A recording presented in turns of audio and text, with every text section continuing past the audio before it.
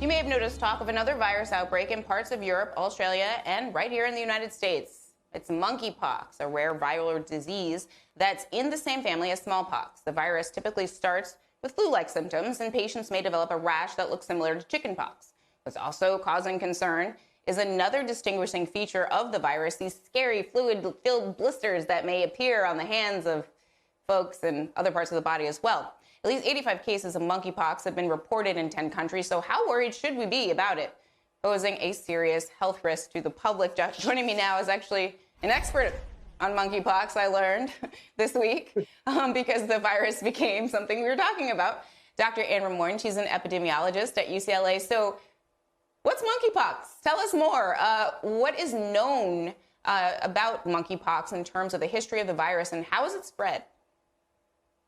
Well, Zerlina, thanks for having me. And yeah, before I started working on COVID, I was working on monkeypox. I've been working on monkeypox in the Democratic Republic of Congo for 20 years.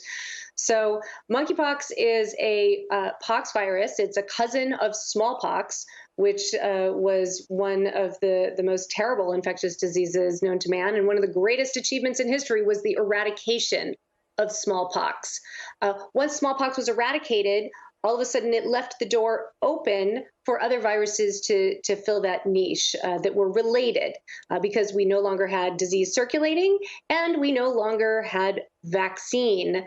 We were no longer vaccinating people to protect against it. Monkeypox is less severe than smallpox. There are two main forms of it. One is the Central African clade, which circulates in places like DRC, where I work, and then the West African clade, which is milder, circulates in West Africa, and is associated with the current outbreaks that we're seeing. Okay, so how worried should we be then? Well, I think this is not a cause for mass concern. This is an important virus. It's important that we're identifying these cases. It's important that we follow the data and that we understand the scope of this kind of widespread disease that we're seeing very unexpectedly, and that we learn more before we get exceedingly worried. This is not transmissible as we know it in the same way that something like COVID is.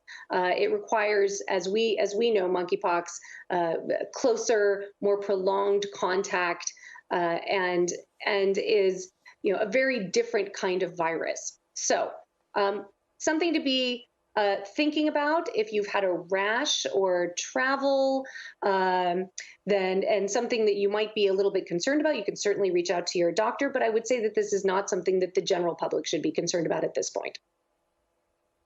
And as you said, there's a visible symptom, right? So unlike COVID, the rash is an indication that you need to call your doctor or isolate, or both.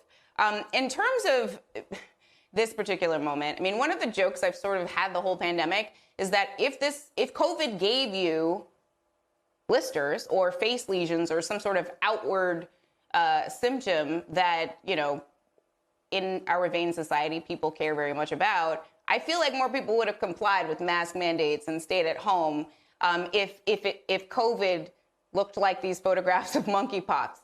But in terms of just the public's willingness to, one, not freak out, but also listen to the advice of folks like you, I mean, how should we be thinking about monkeypox as compared to COVID? Because we're surging right now in COVID cases. Well, what I would say is, in the things that people need to worry about, if the general public should be concerned about COVID right now, because we are, as you mentioned, we're in a surge. We are seeing very large numbers of cases that are being reported, and that's in addition to the cases that we know are not being reported because people are testing at home, and hospitalizations are starting to creep up again.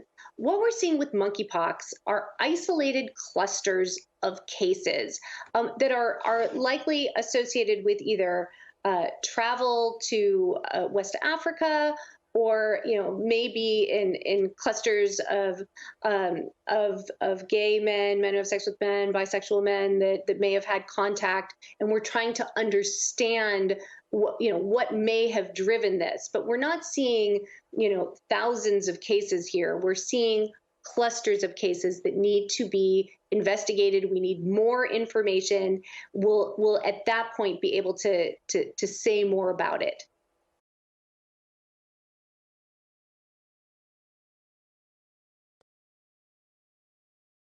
Hi, I'm Zerlina Maxwell. Thanks for checking out our channel on YouTube. You can see more from Zerlina by clicking any of the videos on this screen, and make sure you subscribe below to stay up to date on the day's biggest stories. Thanks for watching.